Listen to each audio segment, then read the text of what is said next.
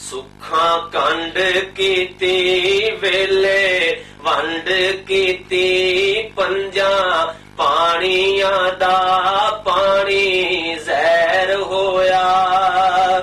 ਉੱਡ ਪੁੱਟ ਗਏ ਡਾਰ ਮੁਰ ਰਾਬੀਆਂ ਦੇ ਵੇਲਾ ਸੁਬਾ ਦਾ ਸ਼ਿਕਰ ਦੁਪਹਿਰ ਹੋਇਆ।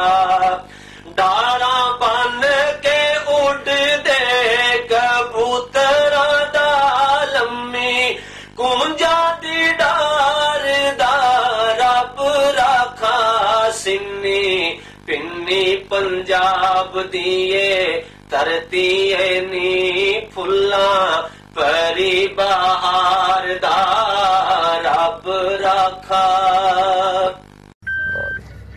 ਅਸੀਂ ਜਾ ਰਹੇ ਜੀ ਇਸ ਵੇਲੇ ਭਾਈ ਮੁਹੰਮਦ ਸ਼ਫੀ ਕੋਲ, ਜਿਨ੍ਹਾਂ ਦਾ ਪਿੰਡ ਹੈ ਧਮਾਣਾ ਖਟਾਣਾ। ਉਹਨਾਂ ਦੇ ਸਾਡੀ ਵੀਡੀਓ ਜਿਹੜੀ ਚੱਲੀ ਐਕਸੀ ਪੰਜਾਬ ਚੈਨਲ ਦੇ ਉੱਤੇ, ਉਹਦੇ ਬਾਰੇ ਹਰਦੀਪ ਢੀਂਡਸਾ ਨੇ ਅਜੀਤ ਅਖਬਾਰ 'ਚ ਆਰਟੀਕਲ ਲਿਖਿਆ ਅਤੇ ਅਸੀਂ ਕਿਹਾ ਵੀ ਉਹਨਾਂ ਨੂੰ ਜਾ ਕੇ ਤੇ ਦੱਸੀਏ, ਗੱਲ ਵੀ ਦੱਸੀਏ, ਨਾਲੇ ਆਰਟੀਕਲ ਦਿਖਾਈਏ। ਗੁਰਮੁਖੀ ਉਹ ਪੜ੍ਹ ਤਾਂ ਨਹੀਂ ਸਕਦੇ, ਬਲਕਿ ਮੇਰੇ ਤੋਂ ਇੱਕ ਦੋ ਦੋਸਤ ਹੋਰ ਹੈ, ਉਹਨਾਂ ਤੋਂ ਇਲਾਵਾ ਪੜ੍ਹ ਨਹੀਂ ਸਕਦੇ। ਅਤੇ ਭਾਈ ਸ਼ਫੀ ਬਿਮਾਰ ਵੀ ਨੇ ਅਤੇ ਸਾਡਾ ਇਰਾਦਾ ਵੀ ਜਾ ਕੇ ਉਹਨਾਂ ਦਾ ਹਾਲ ਹਵਾਲ ਲਈਏ, ਨਾਲੇ ਉਹਨਾਂ ਨੂੰ ਇਹ ਖਬਰ ਦਈਏ।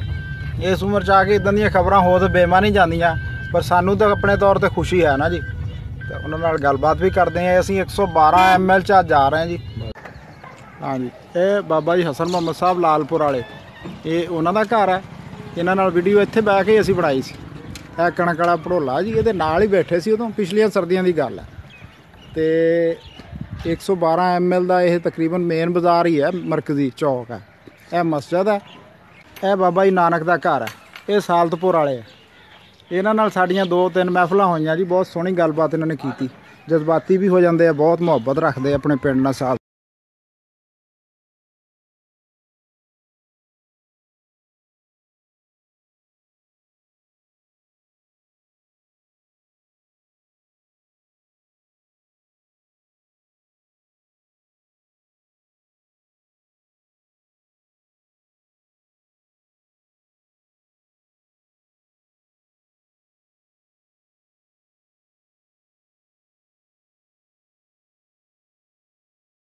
ਅੱਛਾ, ਆ ਬਣ ਗਿਆ ਛਾਲਾ ਜਿਹਾ।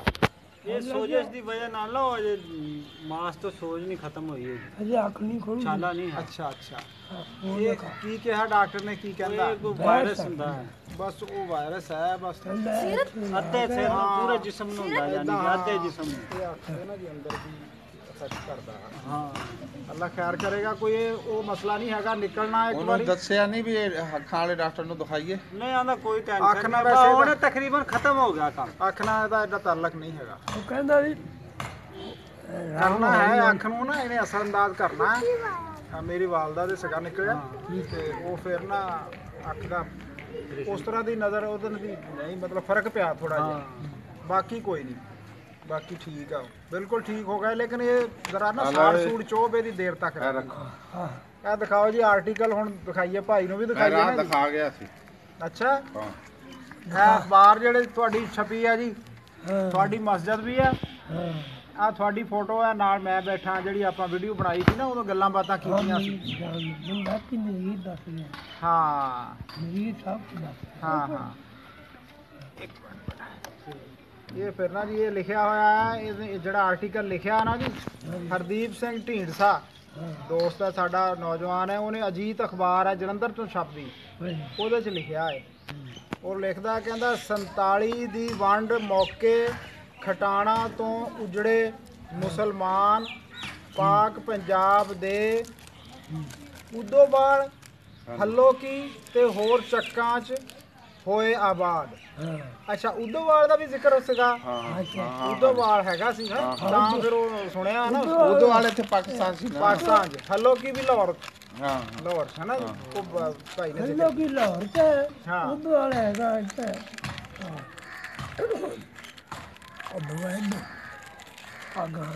ਰਾਈਵੈਂਟ ਦੇ ਨਾਲ ਆ ਉਦੋਂ ਕਿ ਗੁਜਰਾਂ ਵਾਲੇ ਦੇ ਨਾਲ। ਉਦੋਵਾਲ ਤਾਂ ਸਾਡੇ ਅਸੀਂ ਰਹਿ ਕੇ ਆਏ ਨਾ, ਉਦੋਂ ਇਹ ਕਾਨੇ ਦੇ ਕੋਲ ਹੈ ਉਦੋਵਾਲ। ਕਾਨਾ ਕਾਛਾ, ਇਹ ਜਿਹੜਾ ਹਾਂ ਮੁਲਤਾਨ ਰੋਡ ਤੇ ਕਸੂਰ ਰੋਡ ਤੇ, ਕਸੂਰ ਰੋਡ ਮੈਂ ਹਾਂ ਗੁਜ਼ਰਿਆ।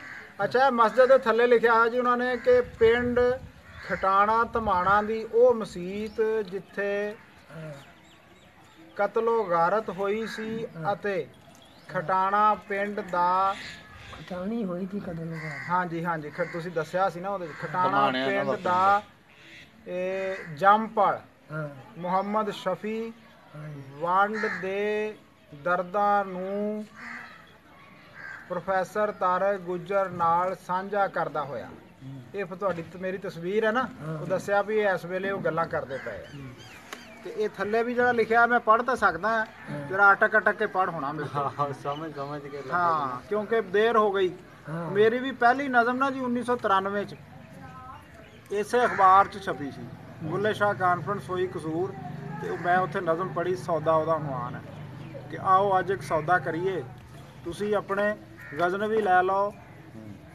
ਨਾਦਰ ਲੈ ਲਓ ਕਾਸਮ ਲੈ ਲਓ ਬਾਬਰ ਲੈ ਲਓ ਤੇ ਸਾਨੂੰ ਸਾਡੇ ਮਿਰਜ਼ੇ ਦੇ ਦਿਓ ਦੁੱਲੇ ਦੇ ਦਿਓ ਵਾਰਿਸ ਸ਼ਾਹ ਤੇ ਬੁੱਲੇ ਦੇ ਦਿਓ ਇਹ ਫਿਰ ਨਜ਼ਮ ਦਾ ਥੀਮ ਸੀਗਾ ਜਰਾ ਮਤਲਬ ਨਾ ਸਾਡੇ ਦੋਸਤਾਂ ਨੂੰ ਪਸੰਦ ਆਇਆ ਤੇ ਫਿਰ ਉਧਰ ਇਹਦੀ ਰਿਪੋਰਟਿੰਗ ਹੋਈ ਸਾਰੀ ਕਾਨਫਰੰਸ ਦੀ ਤੇ ਫਿਰ ਉਹ ਅਖਬਾਰ ਵਾਲਿਆਂ ਨੇ ਨਾ ਇੱਕ ਪਾਸੇ ਬੁੱਲੇ ਸ਼ਾਹ ਸਾਹਿਬ ਦੀ ਤਸਵੀਰ ਦੂਜੇ ਪਾਸੇ ਨਜ਼ਮ ਲਾ ਕੇ ਤੇ ਰੰਗੀਨ ਐਡੀਸ਼ਨ ਦੇ ਉੱਤੇ ਛਾਪੀ ਉਹ ਮੈਂ ਸੰਭਾਲੀ ਰੱਖੀ ਸੀ ਕਾਫੀ ਦੇਰ ਜਦੋਂ ਸ਼ੌਕ ਹੁੰਦਾ ਸੀ ਪਹਿਲੇ ਫਿਰ ਸ਼ੌਕ ਖਤਮ ਹੋ ਗਿਆ ਫਿਰ ਸ਼ੌਕ ਬਦਲ ਗਿਆ ਨਾਲ ਫਿਰ ਹੁਣ ਸਾਡੇ ਸ਼ੌਕ ਆ ਗਏ ਬਜ਼ੁਰਗਾਂ ਨਾਲ ਗੱਲਾਂ ਕਰਨ ਦੇ ਅੱਗੇ ਸੀ ਸ਼ੇਰ ਲਿਖਣ ਦੇ ਤੇ ਇਹਨੂੰ ਮੈਂ ਤਰਜਮਾ ਕਰਕੇ ਲਿਆਉਂਗਾ ਜੀ ਉਰਦੂ ਦੇ ਵਿੱਚ ਨਾ ਤਰਜਮਾ ਕਰਕੇ ਨਾ ਇਹਦੀ ਬੈਕ ਸਾਈਡ ਤੇ ਇਸ ਤਰ੍ਹਾਂ ਲਿਖ ਕੇ ਨਾ ਜਾਂ ਦੂਸਰਾ ਪ੍ਰਿੰਟ ਕੱਢ ਲਵਾਂਗੇ ਕੱਢ ਕੇ ਤਾਂ ਫੇਰ ਲਿਆਵਾਂਗੇ ਜੀ ਨੈਟ ਚੱਲ ਰਿਹਾ ਤੇ ਗੂਗਲ ਪਲੇ ਤੋਂ ਹੁਣੀ ਸਰਚ ਹੋ ਜਾਣੀ ਹਾਂ ਉਹ ਵੀ ਹੋ ਜਾਣੀ ਹੈ ਉੱਥੋਂ ਵੀ ਹੋ ਸਕਦੀ ਹੈ ਤੇ ਉੱਦਾਂ ਵੀ ਚਲੋ ਇਹਦਾ ਕਰਾਂਗੇ ਇਹਦਾ ਹੈ ਇਹ ਯਾਦਗਾਰ ਦੇ ਤੌਰ ਤੇ ਤੁਹਾਡੇ ਕੋਲ ਰਹਿ ਗਏ ਜੀ ਹੁਣ ਖਟਾਣਾ ਦੇ ਵਿੱਚ ਆਪਣੇ ਹੈ ਵੀ ਆ ਬੰਦੇ ਕੋਈ ਬੈਠਾ ਵੀ ਮੁਸਲਮਾਨ ਹੁਣ ਕੋਈ ਨਹੀਂ ਹੈ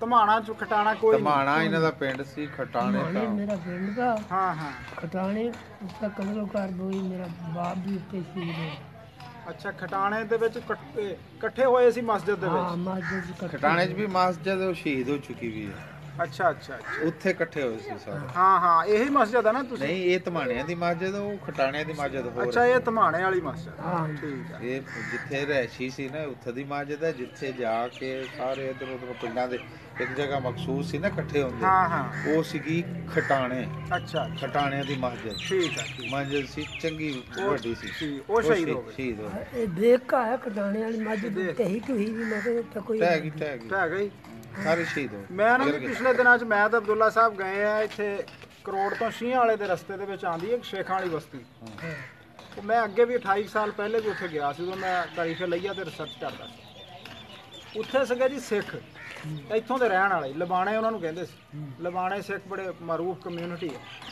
ਉਹਦਾ ਨਾ ਵੀ ਇਸ ਤਰ੍ਹਾਂ ਦਾ ਵਾਕਿਆ ਉਹ ਬੰਦੇ 300-400 ਘਰ ਸੀ ਜੀ ਉਹ ਡਰ ਕੇ ਨਾ ਵੀ ਹੁਣ ਇੱਥੇ ਹਮਲਾ ਹੋਣਾ ਤੇ ਉਹ ਧਰਮਸਾਲ ਸੀਗੀ ਗੁਰਦੁਆਰਾ ਪਲੱਸ ਧਰਮਸਾਲ ਉਹਦੇ ਵਿੱਚ ਇਕੱਠੇ ਹੋ ਗਏ ਉਹ ਵੀ ਵਿਚਾਰੇ ਇਸੇ ਤਰ੍ਹਾਂ ਹੀ ਨਾ ਉਹਦੇ ਅੰਦਰ ਹੀ ਫਿਰ ਕਤਲੋਗਾਰਤ ਉਹਨਾਂ 'ਚੋਂ ਇੱਕ ਬੰਦਾ ਸੀ ਹਰੀ ਸਿੰਘ ਜਿਹੜਾ ਉਹਨਾਂ ਦਾ ਲੀਡਰ ਸੀ ਉਹਨੇ ਔਰਤਾਂ ਬੱਚੇ ਤੇ ਆਪਣੇ 2 ਜਵਾਨ 9 ਉਮਰ ਬੇਟੇ ਆਪਣੇ ਹੱਥ ਨਾਲ ਮਾਰੇ ਫਿਰ ਉਹ 4 ਟੱਬਰ ਬਚ ਗਏ ਉਹ ਮੁਸਲਮਾਨ ਹੋ ਗਏ ਉਹਨਾਂ 'ਚੋਂ ਵੀ 2 ਮਾਰ ਦਿੱਤੇ ਵੀ ਇਹ ਸਮਾਨ ਆਪਣਾ ਕੁੰਜਦੇ ਪਏ ਸੀ ਵੀ ਸਮਾਨ ਨਾ ਲੈ ਮਸਜਿਦ ਦਾ ਨਾ ਕੁਝ ਹਿੱਸਾ ਜਿਹੜਾ ਹੈ ਨਾ ਜਿਵੇਂ ਹੈ ਨਾ ਦਰਬਾਰ ਰੋਡਲਾਂ ਦੀ ਸੰਦੇ ਜਿਵੇਂ ਡਾਟ ਉਵੇਂ ਲੱਗੇ ਹੋਏ ਇੱਟਾਂ ਦੇ ਪੁਰਾਣੇ ਡਾਟ ਉਸ ਤਰ੍ਹਾਂ ਦੇ ਲੱਗੇ ਹੋਏ ਕੁਝ ਹਿੱਸਾ ਗਿਰ ਗਿਆ ਕੁਝ ਹਿੱਸਾ ਬਾਕੀ ਹੈ ਠੀਕ ਹੈ ਪਰ ਉਹ ਸ਼ਹੀਦ ਹੋ ਚੁੱਕੀ ਹੈ ਸਾਰੀ ਖੰਡਰ ਚੋਂ ਬਣੀ ਹੋਈ ਹੁਣ ਸਾਨੂੰ 47 ਤੋਂ ਲੱਗ ਕੇ ਹੁਣ ਤੱਕ ਠੀਕ ਬਹਰਾਲ ਇਹਨਾਂ ਪਿੰਡਾਂ ਦੇ ਵਿੱਚ ਨਾ ਜੀ ਤੁਹਾਡੇ ਲੋਕ ਹਜੇ ਬੈਠੇ ਆ ਨਾਲ ਦੇ ਪਿੰਡ ਹਾਂ ਨਾਲ ਦੇ ਪਿੰਡਾਂ ਅੱਛਾ ਤਖਤਗੜ੍ਹ ਦੇ ਵਿੱਚੋਂ ਨਾ ਜੀ ਮੇਰੇ ਕੋਲ ਇੱਕ ਹੋਰ ਇਦਾਂ ਪਈ ਆ ਅਖਬਾਰ ਦਾ ਟੋਟਾ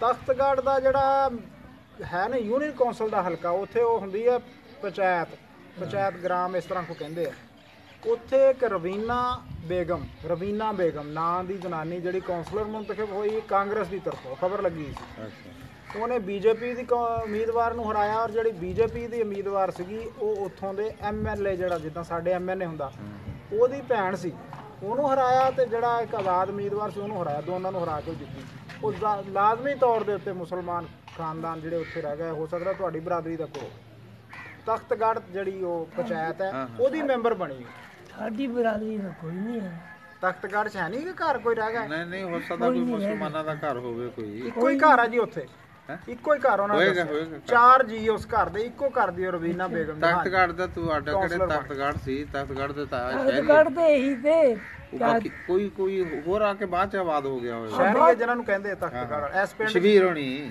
ਕਿੰਨੇ ਘਰ ਇਸ ਪਿੰਡ 'ਚ ਤਖਤਗੜ੍ਹ ਦੇ? ਕੱਢਦੇ ਹੈ ਤੇ 4-5 ਘਰ ਹੁਣ ਤਾਂ ਕਈ ਬਣ ਗਏ। ਤੇ ਹੋਰ ਨਾਲ ਕਿਹੜੇ ਪਿੰਡਾਂ 'ਚ ਬੈਠੇ? ਹੋਰ ਨਾਲ ਪਰ ਬੈਠੇ ਦੇ ਉੱਥੇ ਲਾਲਪੁਰ ਤੇ ਹਾਂ ਤੇ ਦੂਏ ਟਿੱਬੇ ਟਿੱਬੇ ਵਾਲੇ, ਝਾਂਡੀਆਂ ਝਾਂਡੀਆਂ ਵੀ ਥੇ। ਹਾਂ ਤੇ ਬਾਕੀ ਸਾਲਤਪੁਰ ਵੀ ਥੇ। ਅਸਾਲਤਪੁਰ ਵਾਲੇ ਬਾਬਾ ਨਾਨਕ।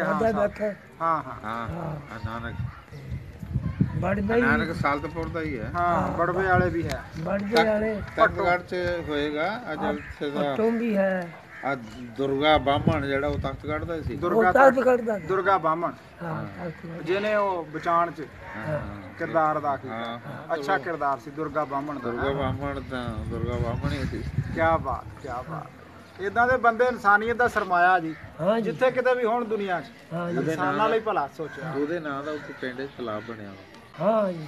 ਨਹੀਂ ਉਹ ਮੇਰੇ ਖਿਆਲ ਮਰ ਤਾਂ ਪਹਿਲੇ ਗਿਆ ਸੀ ਪਾਰਟੀਸ਼ਨ ਤੋਂ ਪਹਿਲੇ ਦਾ, ਲੇਕਿਨ ਉਹ ਨਾਮਵਰ ਬੰਦਾ ਸੀ। ਨਾਮਵਰ ਸੀਗਾ ਵੀ ਲੋਕਾਂ ਦੇ ਜਾਨੀ ਕਿ ਭਲਾਈ ਦੇ ਕੰਮ ਕਰਦਾ ਸੀ। ਅੱਛਾ ਉਹ ਪਾਰਟੀਸ਼ਨ ਤੋਂ ਪਹਿਲੇ ਫੌਤ ਹੋ ਗਿਆ। ਉਹ ਪਾਰਟੀ ਦੇ ਪਹਿਲੇ ਫੌਤ। ਤੇ ਅੱਲਾਹ ਤਾਲਾ ਤੁਹਾਨੂੰ ਸਿਹਤ ਦੇਵੇ ਜੀ। ਤੁਹਾਡੀਆਂ ਅਸੀਂ ਯਾਦਗਾਰਾਂ ਉੱਥੇ ਪਹੁੰਚਾਈਆਂ, ਉੱਥੋਂ ਕਹਿ ਲਓ ਨੇਂਦਾ ਵਾਪਸ ਆਇਆ। ਆ ਨੇਂਦਾ ਹੁਣ ਅਸੀਂ ਤੁਹਾਨੂੰ ਦਿਖਾਣ ਆਏ ਆ। ਤੇ ਤੁਸੀਂ ਆਪਣੇ ਆਪ ਨੂੰ ਫਿੱਟ ਸਮਝੋ। ਹਜੇ ਮਾਸ਼ਾਅੱਲਾ ਤੁਸੀਂ ਸਾਡੇ ਨਾਲ ਰਹਿਣਾ।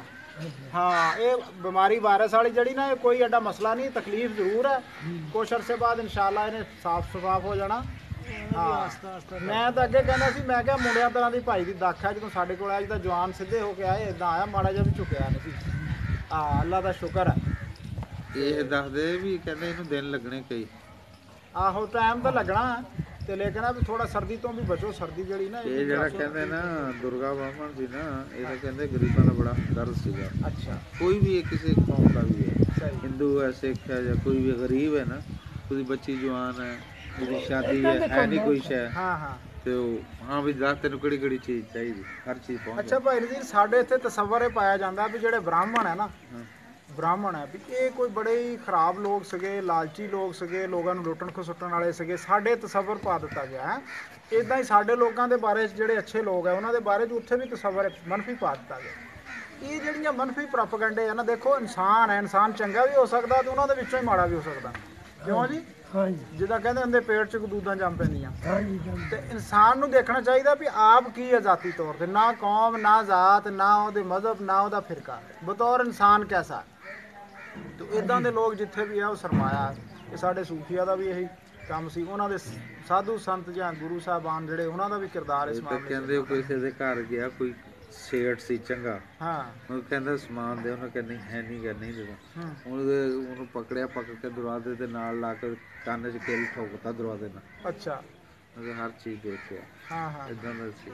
ਗਰੀਬਾਂ ਦਾ ਬੜਾ ਭਲਾ। ਗਰੀਬਾਂ ਦਾ ਭਲਾ। ਫੇਰ ਪਤਾ ਨਹੀਂ ਕਿਸੇ ਦੇ ਪਤਾ ਨਹੀਂ ਸ਼ਾਦੀ ਤੇ ਸੀ, ਉੱਥੇ ਕੋਈ ਤਮਾਸ਼ਬੀਨ ਆ ਗਏ। ਹਾਂ ਤੀਸਰੀ ਮੰਜ਼ਿਲ ਤੇ ਬੈਠਾ, ਕਹਿੰਦੇ ਤੀਸਰੀ ਮੰਜ਼ਿਲ ਤੋਂ ਉਹਨੇ ਛਾਲ ਮਾਰ ਕੇ ਥੱਲੇ ਆ ਗਏ। ਇੱਕ ਬੰਦਾ ਵੀ ਨਹੀਂ ਟਿਕਿਆ, ਸਭ ਦੌੜ ਗਏ। ਹਾਂ ਤਮਾਸ਼ਬੀਨ ਕੋਈ ਆ ਗਏ ਨਾ ਜ਼ਿਆਦਾ ਕੋਈ। ਅੱਛਾ ਇਦਾਂ ਦੇ ਜਿਹੜੇ ਬੰਦੇ ਹੁੰਦੇ ਸੀ ਨਾ, ਖਾੜਕੂ ਕਿਸਮ ਦੇ, ਉਹਨਾਂ ਦੀਆਂ ਬੜੀ ਕੁਆਲਿਟੀਆਂ ਹੁੰਦੀਆਂ ਸੀ। ਇੱਕ ਤਾਂ ਲੋਕਾਂ ਦੀ ਇੱਜ਼ਤ ਦੇ ਸਾਂਝੀ ਹੁੰਦੇ ਸੀ। ਧੀ ਭੈਣ ਦੀ ਸ਼ਾਦੀ ਹੋਣੀ ਤਾਂ ਉਹਨਾਂ ਨੇ ਅੱਗੇ ਹੋਣਾ, ਵਸਫ ਹੁੰਦੇ ਸੀ ਬੰਦਿਆਂ 'ਚ। ਅੰਗਰੇਜ਼ਾਂ ਦਾ ਵਕਤ ਆ ਜਦ ਇਹਨੇ ਇਦਾਂ ਦੇ ਬੰਦੇ ਨੂੰ ਰਹਿਣ ਨਹੀਂ ਦਿੰਦੇ, ਜਿਹੜੇ ਲੋਕਾਂ ਦੇ ਨਾਲ ਜੁੜ ਜਾਂਦੇ ਸੀ ਨਾ। ਖਤਰਾ ਹੁੰਦਾ ਸੀਗਾ ਵੀ ਲੋਕ ਇਹਦੇ ਮਗਰ ਲੱਗ ਗਿਆ ਤੇ ਸਾਡੀ ਹਕੂਮਤ ਨੂੰ ਖਤਰਾ ਹੋ ਜਾਣਾ। ਹਾਂਜੀ ਹਾਂ ਇਹ ਗੱਲ ਸਹੀ ਤੁਹਾਡੀ। ਉਹਨਾਂ ਨੂੰ ਡਾਕੂ ਬਣਾ ਕੇ ਮਾਰ ਦਿੰਦੇ ਸੀ। ਅੰਗਰੇਜ਼ਾਂ ਨੇ ਨਾਮ ਰੱਖਿਆ ਵਾ। ਹਾਂ ਉਹ ਨਾਮ ਰੱਖ ਕੇ ਮਾਰਿਆ ਦੁਰਗਾ। ਹਾਂ ਠੀਕ। ਉਹ ਤਾਂ ਦੋਸਤ ਨੇ ਮਰਵਾਇਆ, ਕਿਸੇ ਨੇ ਦੋਸਤ ਨੇ ਮਰਵਾਇਆ ਸ਼ਰਾਬ ਦੇ ਵਿੱਚ। ਕਿਸੇ ਕੋਲ ਰਾਤ ਨੂੰ ਰਹਿੰਦਾ ਤਾਂ ਯਾਰ ਬਣਿਆ ਵਾ ਤਾਂ। ਹਾਂ ਬਹੂ ਨੇ ਧੋਖੇ ਨਾਲ ਮਾਰਿਆ। ਬਾਅਦ ਪੁਲਿਸ ਨੂੰ ਆਰਡਰ ਦੇ ਦਿੱਤਾ। ਸਮਾਨ ਉਹਦਾ ਕੁੰਝ ਲਿਆ। ਬਸ ਪੁਲਿਸ ਨੇ ਆ ਕੇ ਮਾਰਿਆ।